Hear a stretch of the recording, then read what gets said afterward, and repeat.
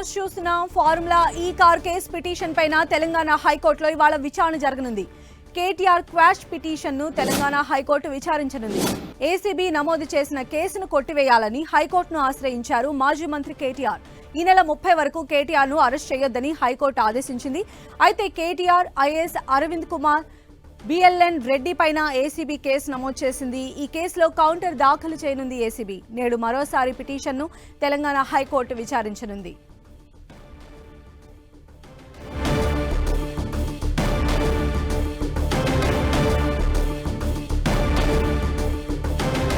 ఇవాళ హైకోర్టులో KTR quash petition కి సంబంధించి విచారణ జరగబోతోంది.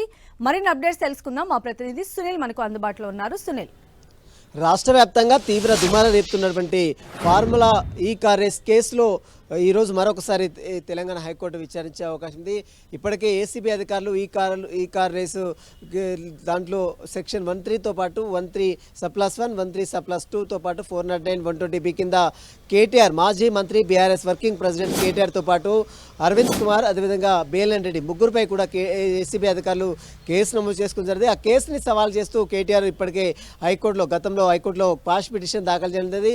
తనను అరెస్ట్ చేయకుండా కోర్టు ఆదేశాలు జారీ చేయాలంటూ కోర్టుని అటు కేటీఆర్ విన్నవించిన నేపథ్యంలో కేటీఆర్ని పరిగణలోకి తీసుకున్నారు. కేటీఆర్ పిటిషన్ని పరిగణలోకి తీసుకున్న కోర్టు ఈ నెల 30 తేదీ వరకు అతన్ని అరెస్ట్ చేయడానికి వీల్లేదు, ఇన్వెస్టిగేషన్ మాత్రం యథావిధిగా కొనసాగించుకోవచ్చు అంటూ కూడా కోర్టు ఆదేశాలు జారీ చేసింది. దీనికి సంబంధించిన కేసు సంబంధించిన పూర్తి వివరాలతో కౌంటర్ దాఖలు చేయాలంటూ కూడా ప్రభుత్వానికి ఆదేశాలు జారీ చేసింది.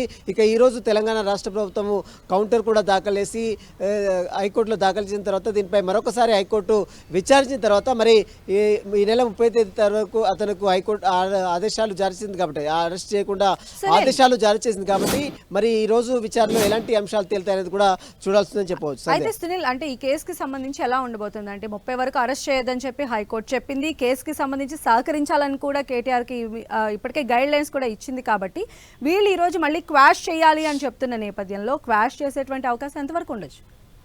ప్రస్తుతం అయితే కేటీఆర్ వర్షన్ ఒకటే చెప్తున్నారు.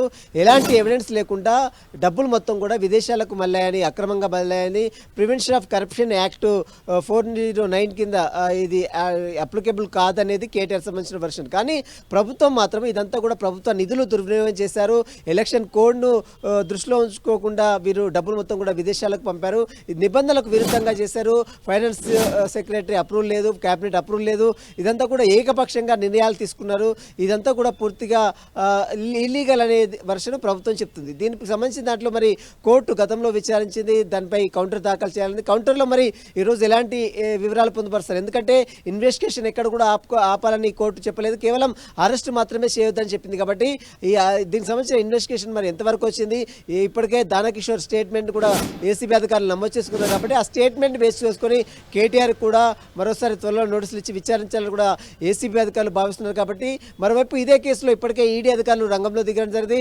ప్రివెన్షన్ ఆఫ్ కరప్షన్ యాక్ట్తో పాటు మరోవైపు దీంతో పిఎంఎల్ యాక్ట్తో పాటు foreign exchange management act, FEMA act ఇప్పటికే కేసు నమోదు చేసిన ఈడీ అధికారులు త్వరలోనే కేటీఆర్కు నోటీసులు ఇచ్చి విచారించాలని ఈడీ అధికారుల వైపు భావిస్తున్నారు. అయితే ఇప్పటికే ఏసీబీ రంగంలోకి దిగింది, మరోవైపు ఈడీ కూడా తన పని తాను చేసుకుంటున్నటువంటి ఈ టైంలో అంటే కోర్టుకు సంబంధించి ఏసీబీ నుంచి కానీ వీళ్ళు ఎలాంటి సాక్ష్యాలు ప్రొడ్యూస్ చేసే అవకాశం ఉంది, విచారణకి తీసుకోవడానికి ఏ అంశాలను పొందుపరిచే అవకాశాలు ఎక్కువ కనిపిస్తున్నాయి?